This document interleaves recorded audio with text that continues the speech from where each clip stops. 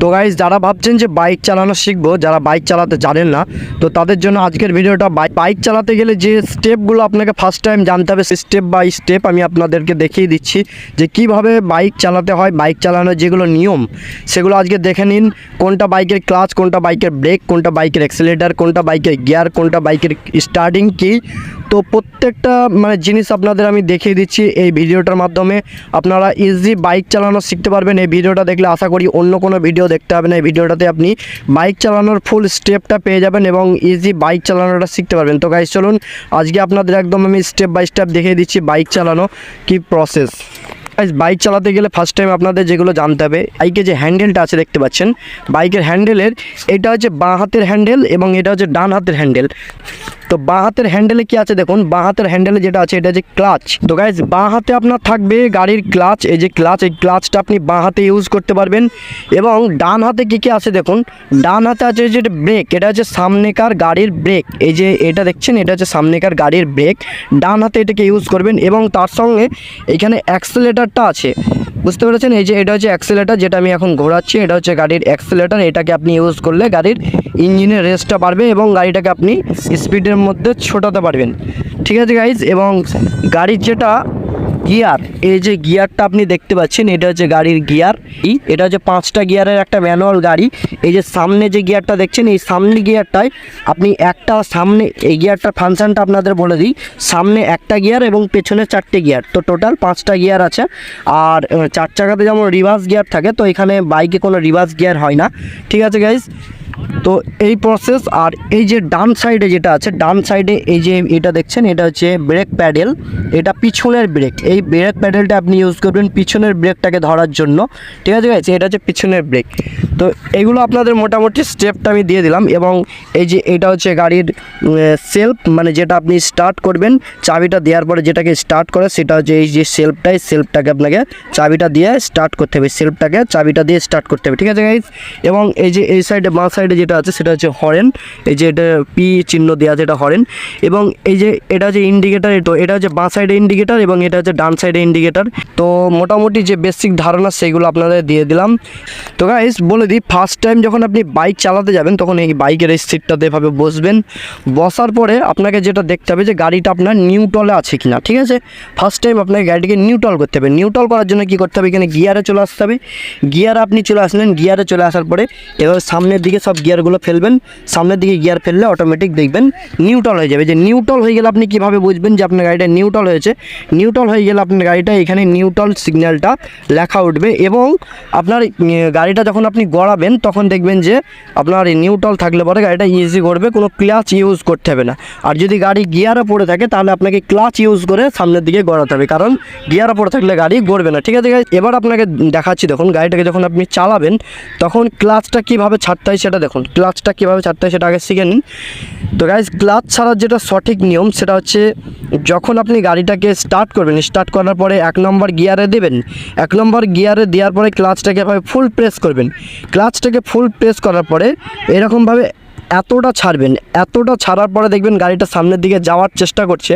আর তখনই আপনাকে কি করতে হবে, এই যে অ্যাক্সিলারেটর ডান হাতে, অ্যাক্সিলারেটরটা হালকা প্রেস করতে হবে। খুব জোরে প্রেস করলে কিন্তু আপনি ঝটকা মেরে পড়ে যাবেন। ঠিক আছে গাইজ, হালকা প্রেস করতে হবে, হালকা একটু অ্যাক্সিলারেটরটা বাড়াবেন এবং তার সঙ্গে এখানে ক্লাচটা আর একটু হালকা ছাড়বেন। দেখবেন যেই গাড়িটা সামনে গড়তে লেগেছে তখন ক্লাচটা এভাবে ফুল ছেড়ে দেবেন। আর ক্লাচটা ফুল ছেড়ে দেওয়া মাত্রই অ্যাক্সিলারেটর কিন্তু করবেন না, অ্যাক্সিলারেটর বেশি করলে কিন্তু গাড়িটা অনেক স্পিডে যাওয়ার চেষ্টা করবে আর তখনই আপনি ঝটকা মেরে পড়ে যাবেন। ঠিক আছে গাইজ, তো ক্লাচ ছাড়া যেটা নিয়ম আপনাদের বলে দিলাম, আমি প্র্যাকটিক্যালি দেখিয়েও দিচ্ছি কীভাবে ক্লাচটা ছাড়বেন, সেইভাবে গাড়িটা গড়বে।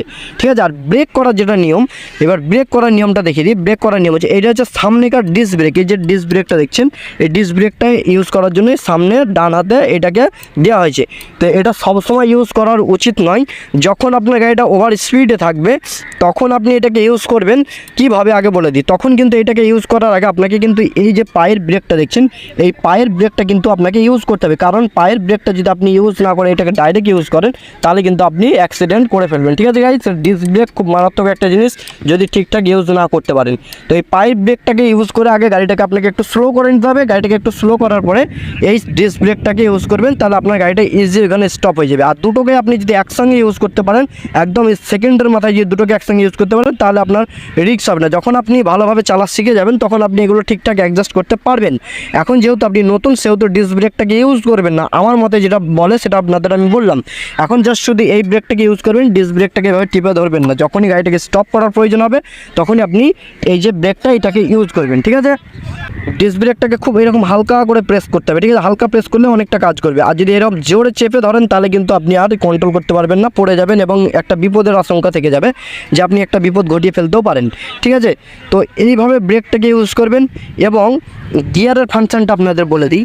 যখন এই যে গিয়ারটা এখন নিউট্রাল আছে, তো গাইস যখন গিয়ারটা এখন নিউট্রাল আছে, এবার যখন আপনি গিয়ারটাকে ফার্স্ট টাইম 1 নম্বরে লাগাবেন তখন এই গাড়িটার যেটা ফাংশন সেটা হচ্ছে এই গিয়ারটাকে এভাবে সামনের দিকে একবার দিতে হবে। একবার দিলে দেখুন এই যে লাইটটা অফ হয়ে গেল, মানে ফার্স্ট 1 নম্বর গিয়ারে পড়ে গেল। আর 1 নম্বর গিয়ারে যখনই পড়ে গেল তখনই কিন্তু আপনাকে স্টার্ট করে ক্লাচটা হালকা হালকা ছাড়তে হবে এবং আপনাকে অ্যাক্সিলারেটরটা হালকা হালকা প্রেস করতে হবে, গাড়িটা সামনের দিকে যাবে। আর যখনই আপনি 2 নম্বর গিয়ারটাকে ইউজ করবেন, মানে 2 নম্বর গিয়ারটাকে লাগাবেন, তখন কিন্তু আপনাকে এই পিছনে আর একবার দিতে হবে, তাহলে 2 নম্বর গিয়ারটা পড়ে যাবে। ঠিক আছে, এটা রানিং থাকলে তবেই হবে। এখন কিন্তু নিউট্রাল হয়ে গেছে। ঠিক আছে, রানিং হওয়ার পরে এটা হয়। ঠিক আছে গাইস, তো এবার কীভাবে গাড়িটাকে চালাবেন চলুন আমি একদম প্র্যাকটিক্যালি আপনাদের দেখিয়ে দিচ্ছি। বাইক চালানো শিখতে গেলে আপনাকে কিভাবে ক্লাচটা ছাড়তে হবে এবং ব্রেকটা ধরতে হবে। তো কিভাবে আপনি গাড়িটাকে স্টার্ট করবেন চলুন পুরো প্রসেসটা দেখাচ্ছি, এবং গাড়িটাকে কীভাবে নিউট্রাল করবেন। গাড়িটাকে নিউট্রাল করার পরে তবে গাড়িটাকে স্টার্ট করতে হবে। ঠিক আছে গাইস, তো আমি এখন গাড়িটাকে নিউট্রাল করে নিয়েছি। তো গাড়িটা এখন নিউট্রাল হয়ে আছে। আপনারা এই যে সিগন্যালটা দেখতে পাচ্ছেন, এই সিগন্যালটা হচ্ছে নিউট্রালের সিগন্যাল। এবং যখনই আপনি গাড়িটাকে স্টার্ট করবেন এইভাবে নিউট্রাল করে এই চাবিটাকে অন করে, হ্যাঁ এই যে স্টার্টিং পয়েন্ট, এটা হচ্ছে স্টার্টিং। আপনি যদি সেলফে স্টার্ট করেন তাহলে এই যে সুইচটা এটাকে ইউজ করতে হবে, সেলফটাকে এভাবে চেপে ধরলে স্টার্ট হয়ে যাবে। ঠিক আছে, এটা স্টার্ট হয়ে গেছে। এইভাবে জোরে দিলে পরে এটা কিন্তু স্টার্ট হয়ে যাবে। এটা ম্যানুয়াল স্টার্টিং, এবার এটা হচ্ছে সেলফ স্টার্টিং। তো যেভাবে আপনি স্টার্ট করুন না কেন, স্টার্ট করার পরে আপনাকে 1 নম্বর গিয়ারে ফেলতে হবে। 1 নম্বর গিয়ারে ফেলার জন্য 1 নম্বর গিয়ারে ফেলার আগে আপনাকে এই ক্লাচটাকে কিন্তু এভাবে ফুল প্রেস করে নিতে হবে। ফুল প্রেস করার পরে এভাবে ফুল প্রেস করার পরে এভাবে 1 নম্বর গিয়ারে এভাবে যে ফেলে দেবেন। এই যে 1 নম্বর গিয়ার আমি ফেললাম, এই যে 1 নম্বর গিয়ারে ফেলে দিলাম। সামনেরটা হচ্ছে 1 নম্বর গিয়ার, পিছনের 4টে গিয়ার হচ্ছে কিন্তু আপনার বাকি যে 4টে গিয়ার সেই 4টে গিয়ার, 5টা গিয়ার আছে টোটাল। ঠিক আছে, 1 নম্বর গিয়ারে ফেলার পরে এবার ক্লাচটা কীভাবে ছাড়ছি দেখুন। এই যে ক্লাচটা এতটা ছাড়লাম, এবং এতটা কিন্তু ক্লাচটা ফ্রি আছে, আমার গাড়িটা কিন্তু সামনের দিকে যাচ্ছে না। এবার কিন্তু যাওয়ার চেষ্টা করছি, এবার আমাকে অ্যাক্সেলারেটরটা হালকা প্রেস করতে হবে। ক্লাচটা এখানে হালকা হালকা থাকছে, সামনের দিকে কিন্তু গাড়িটা যাচ্ছে। ঠিক আছে, ক্লাচটা কীভাবে ছাড়লাম দেখলেন। তো আবারও দেখতে দিচ্ছি আপনাদেরকে ভালোভাবে যে ক্লাচটা কীভাবে ছাড়বেন। ক্লাচটা কিন্তু এতটা ফ্রি থাকে, 4 চাকাতে যেরকম 8 অবধি কাউন্ট করার পরে আপনি ক্লাচটা ছাড়ছেন, সেরকম সেম প্রসেস এখানেও এতটা ফ্রি থাকে। প্রত্যেকটা গাড়ির ক্লাচ কিন্তু ফ্রি থাকে। এই ফ্রি থাকার পরে যখনই আপনার গাড়িটা একটু সামনের দিকে টানার চেষ্টা করছে তখন কিন্তু এই যে অ্যাক্সেলারেটরটা হালকাভাবে প্রেস করতে হবে। হালকা প্রেস করার পরে এবং গাড়িটা কিন্তু ইজি স্মুথ যাচ্ছে। ঠিক আছে, তো এভাবেই ক্লাচটাকে আপনি ইউজ করবেন। তো গাইজ এইটা হচ্ছে গাড়ির অ্যাক্সেলারেটর, এটাকে আপনি যতটা বাড়াবেন ততটা ছুটবে। কিন্তু একটা প্রসেস মাথায় রাখবেন যে ক্লাচটাকে এতটা ছাড়ার পরে অ্যাক্সেলারেটরটা একদম সেম হালকা ছাড়তে হবে, হালকা। ঠিক আছে, যদি তো গাইজ অ্যাক্সেলারেটরটা আপনি যদি ক্লাচটা ছাড়ার পরে যদি জোরে ঘুরিয়ে দেন তাহলে কী হতে পারে দেখো।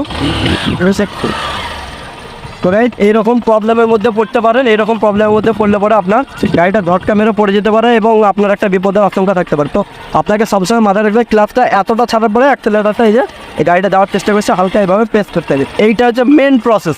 এই প্রসেসটা যদি আপনি মাথায় রাখতে পারেন তো ইজি আপনি বাইক চালানো শিখতে পারবেন। ঠিক আছে গাইজ, আর ব্রেক করার যেটা প্রসেস, এই যে ব্রেকটা দেখছেন এটা হচ্ছে সামনের ডিস্ক ব্রেক। নেক্সট যেটা দেখাচ্ছি এটা হচ্ছে সামনের ডিস্ক ব্রেক। এই ব্রেকটাকে ইউজ করতে হয় কখন, এই ব্রেকটাকে এই সামনে দিতে যখন যখনই আপনি গাড়িটাকে চালাবেন তখন এভাবে ইউজ করবেন হালকা, কিন্তু এবার জোরে প্রেস করবেন না। জোরে প্রেস করলে কিন্তু ঝটকা মেরে পড়ে যাবেন। যখন আপনি গাড়ি চালা শিখবেন তখন এটাকে আপনি হালকাভাবে ইউজ করতে পারেন, কিন্তু জোরে আপনার এটাকে ইউজ করা যাবে না। সব গাড়ি চালা শিখবেন তখন আপনাকে সবসময় চেষ্টা করতে হবে এই পায়ের যেটা ব্রেক, এই ব্রেকটাকে ইউজ করতে হবে, কারণ তো পিছনের ব্রেকটা ইউজ করলে আপনি কোনো রকম বিপদে পড়বেন না। ঠিক আছে গাইজ, তো সবসময় পিছনের ব্রেকটাকে ইউজ করবেন এবং সামনে ব্রেকটাকে কম ইউজ করবেন না। সামনে ব্রেকটাকে যখন স্পিডে চালাবেন তখন ইউজ করবেন। তো কীভাবে চালাতে হয় আমি একবার দেখিয়ে দিচ্ছি রাউন্ডে, আপনারা ভিডিওটা দেখতে থাকুন।